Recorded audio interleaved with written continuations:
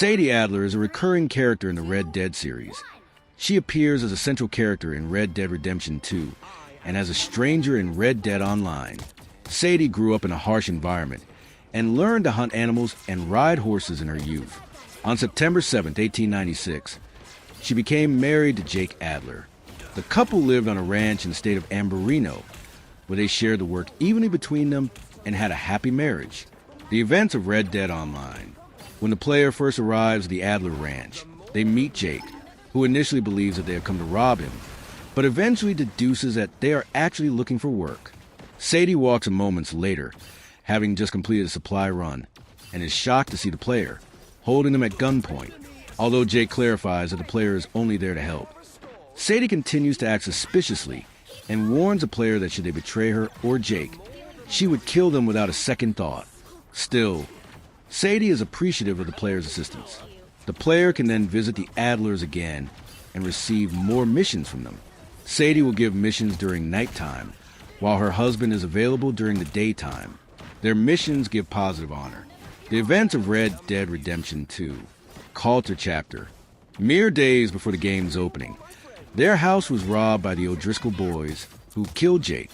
Sadie hid in the cellar for days in order to avoid the same fate. Members of the Van der Linde gang, Micah, Dutch, and Arthur, lifelong enemies of the O'Driscoll gang, come across the homestead that Sadie is hiding in, trying to find supplies. Dutch goes to negotiate with the owners, but they turn out to be O'Driscolls, who are killed by the trio after guns were drawn.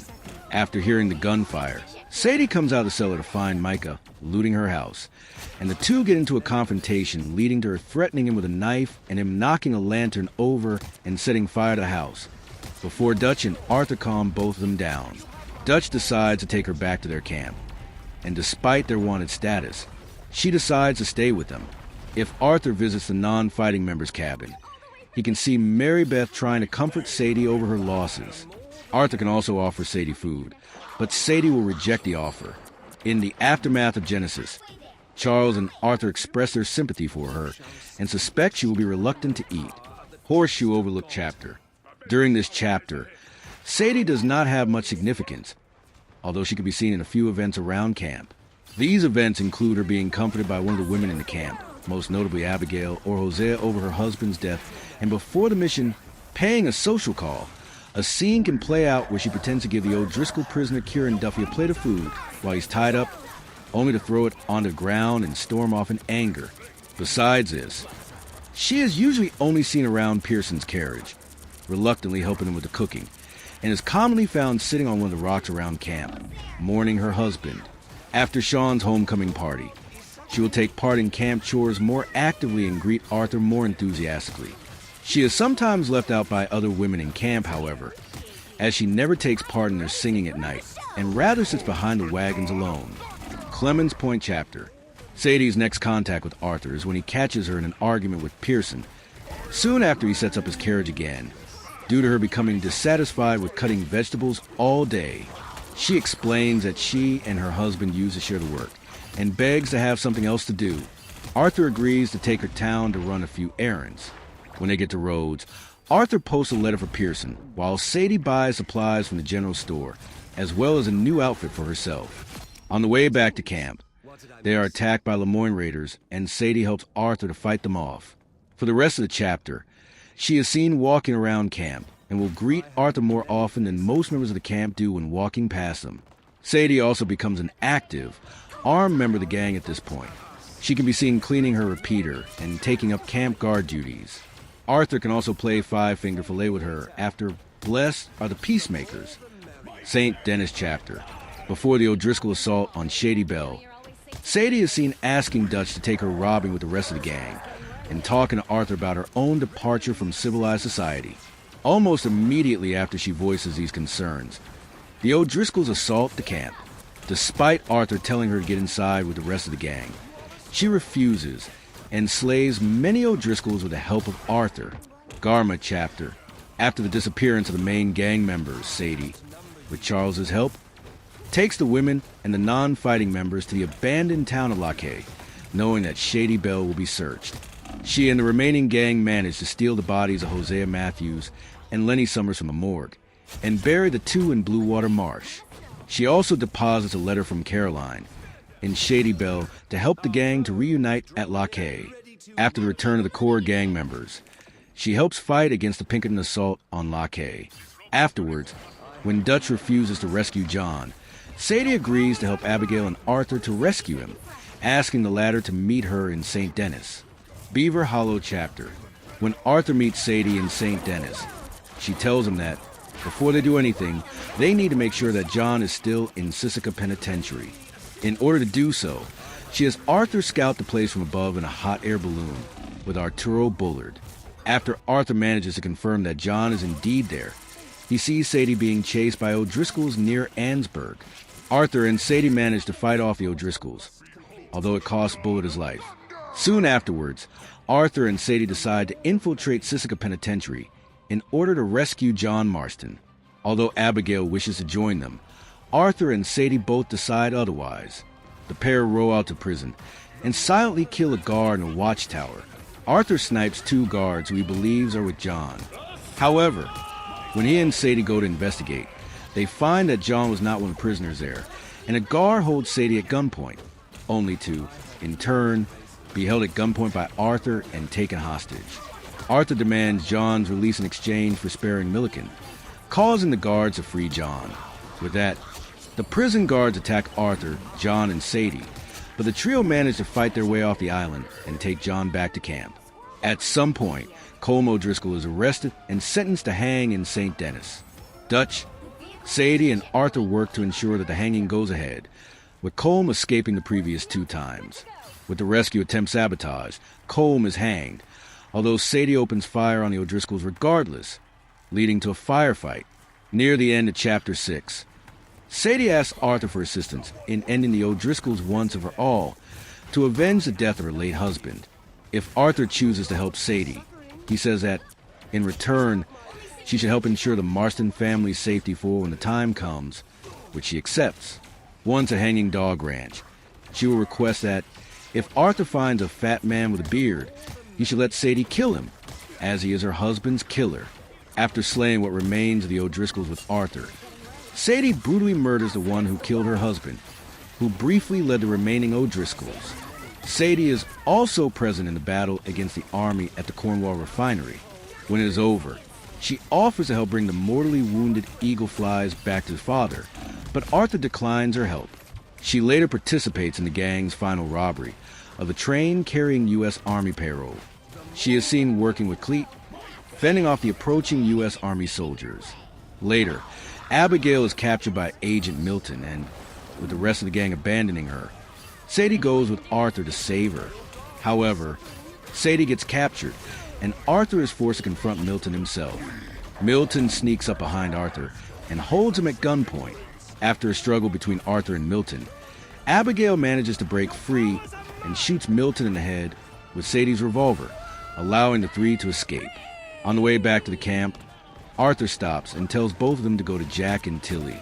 After exchanging one last sorrowful goodbye, during which Sadie stays silent but expresses grief, Sadie takes Abigail to Copperhead Landing as Arthur goes to confront the gang where he will die either at the hands of Micah or his tuberculosis, but not before he helps John get to safety with his final act of his life. After John reunites with his family, and before they parted ways, Sadie and John vowed one day to kill Micah for his treachery, should they ever find him. Beecher's Hope chapter. Several years after the gang's disbandment, Sadie had become a successful bounty hunter. In 1907, she sends a letter to Pronghorn Ranch asking for John to meet her in Valentine. As John walks in the saloon, Sadie is seen bickering with two patrons named Bubba and Jeb. She stabs Bubba in the hand and smashes a drinking glass into Jeb's face. Sadie asks John to join her in capturing bounties, and they set off to find Nathan Kirk in Strawberry. After the two capture various other bounties, including Shane Finley, Ramon Cortez, and Marshall Thurwell, Sadie goes to John's ranch to announce she found one of Micah's henchmen, Cleet. John, Sadie, and Charles head to Strawberry, where Cleet was last seen. The trio find Cleet and interrogate him, going as far as putting him in the gallows to reveal Micah's location. After threatening his life, Cleet finally cracks and tells him that Micah is at Mount Hagen. John can choose either to spare his life or hang him, where if he spares him, Sadie will get frustrated and decide to kill Cleet regardless. John and Sadie, along with Charles, head to the mountain to kill Micah. As they travel up the mountain, they confront the vanguard of Micah's gang. Charles is shot in the shoulder and wounded, so he stays behind as John and Sadie push on. Fighting off another group, a gang member manages to stab Sadie in the stomach during a scuffle before being shot by Charles. Still alive, Sadie stays behind with Charles and asks John to go on without her. Alone, John and Micah engage in a shootout at the top of the mountain. With neither man giving an inch, Sadie, clutching her wound, appears and breaks the deadlock. However, Dutch reveals himself and Micah gets the upper hand, allowing him to take Sadie hostage. After exchanging words with John, Dutch abruptly shoots Micah in the chest, mortally wounding him and freeing Sadie, before John shoots Micah repeatedly, killing him and avenging Arthur's death and getting his comeuppance for betraying the Van der Linde gang to the Pinkertons. Dutch leaves without saying a word, and John returns from Micah's cabin with a large sack full of gold and money. Supporting each other, Sadie and John leave the camp and Micah's corpse behind. After returning to the ranch, Sadie attends John and Abigail's wedding and celebrates with the others despite her stab wound. Sometime after, Charles leaves and she gives her farewells to her old friend while she stays to recover. Afterwards, Sadie also bids farewell to the Marston family as she leaves the ranch. Though Sadie expressed interest in moving to South America in American Venom, her fate is left unknown. Personality: Sadie was happily married to her husband, Jake Adler, and expresses that she was content in the life they lived together. His death made her deeply vengeful, vindictive, and consumed by desire for revenge against the O'Driscolls. Sadie also repeatedly demonstrates cruelty, a lack of care for her allies, and recklessness, which rivals that of Micah's.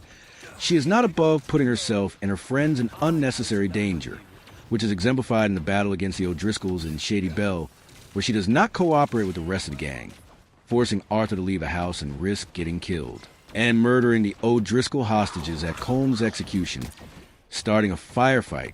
Her actions also indirectly led to Arturo Bullard's death, something Arthur had blamed her for.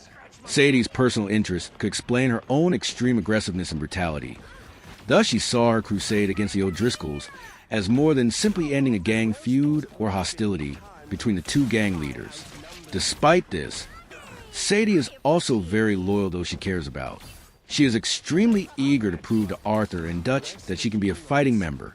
This is evident when she zealously asks Arthur if they should rob the general store in Rhodes, asks Dutch if he can take her robbing, and leads a counterattack against the O'Driscolls at Shady Belle. She later helps to unite and relocate the gang, fend off the Pinkertons in Laque, rescue John from prison, and keeping the gang together while some of the main members are in Garma.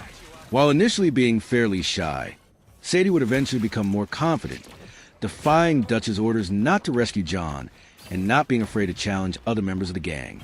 She also has a softer side for Arthur and holds him in high regard, even admitting that he's the only one in the gang who she truly trusts and is the best man she has known, second only to her husband. Her concern for Arthur is also exemplified when she insists on taking up physically demanding tasks by herself, including rowing a boat from Sisika Penitentiary and running and gunning to rescue Abigail, preventing Arthur from doing the same despite his protests. At Beaver Hollow, she also reminds Arthur to take care of himself in camp conversations. Notably, as a widow, Sadie willingly promises Arthur that she will help John, Abigail, and Jack to start family life, one that she has lost since her husband's death. When Arthur bid her and Abigail a final farewell before he went to confront Micah over his treachery, she was visibly saddened, but held back her emotions, unlike Abigail, who openly wept. By 1907, some of Sadie's vengeful hatred and recklessness subsided.